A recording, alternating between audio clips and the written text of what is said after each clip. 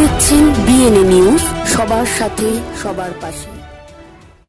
বসিরহাটে নির্বাচনী প্রচারে কোমর বেঁধে নেমে পড়লেন কংগ্রেস প্রার্থী কাজী আব্দুল রহিম।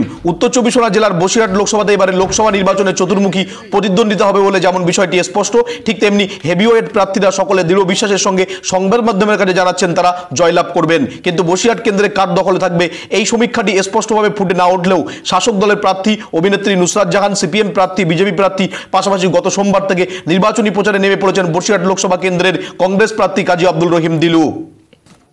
শুরু করি নাকি? হ্যাঁ, শুরু করি। এই দিন আরো বলতে দুটো ছেলে একসাথে সাইড করুন। দোকানে দিচ্ছি।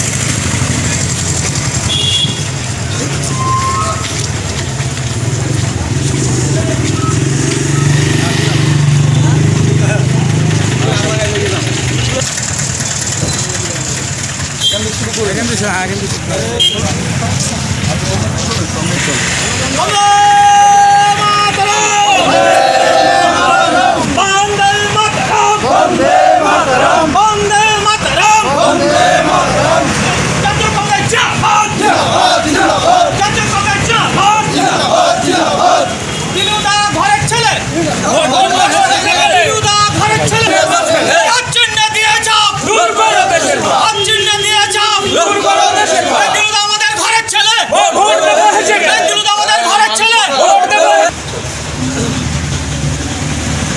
নির্বাচনী প্রচারে বসিরহাট লোকসভা কেন্দ্রের বাদুড়িয়া, স্বরূপনগর, কাটিহাট এলাকায় বাড়ি বাড়িতে গিয়ে, মাছ বাজারে গিয়ে সাধারণ মানুষের সঙ্গে কথা বলে ভোট প্রচার করেছেন কংগ্রেস প্রার্থী।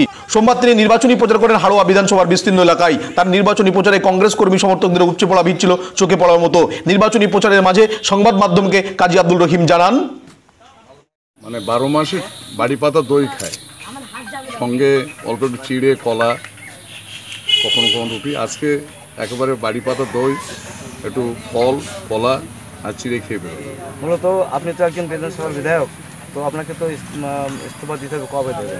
না, আমাদের নিয়মটা হচ্ছে যে বিধানসভার বিধায়ক হলে ইস্তফা দিতে হয় না। আমি যদি আমার দলত্যাগ করে অন্য কোনো দলের প্রার্থী হতাম তাহলে সেখানে ইস্তফা দিতে হয়, কিন্তু আমি যেহেতু কংগ্রেসের বিধায়ক, কংগ্রেস দলে দাঁড়িয়েছি, আমাকে ইস্তফা দিতে হবে না। মূলত সিপিএম কংগ্রেস জোটের বিধায়ক আপনি, কি বলবেন?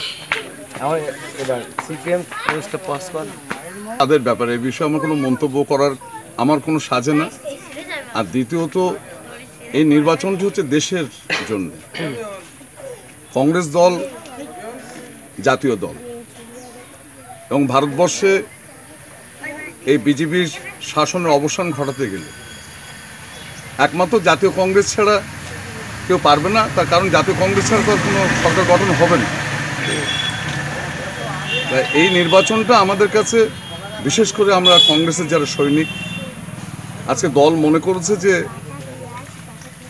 আমি বিধায়ক হওয়া সত্ত্বেও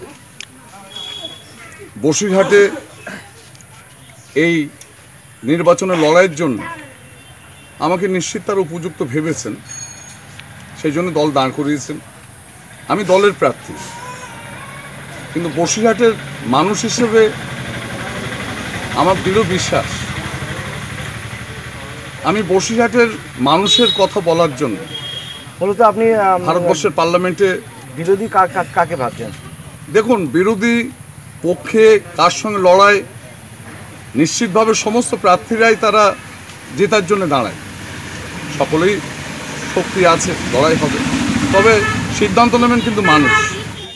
বসিরহাট থেকে শেখ মুক্তোর রিপোর্ট, বিএনএ নিউজ, উত্তর চব্বিশ পরগনা।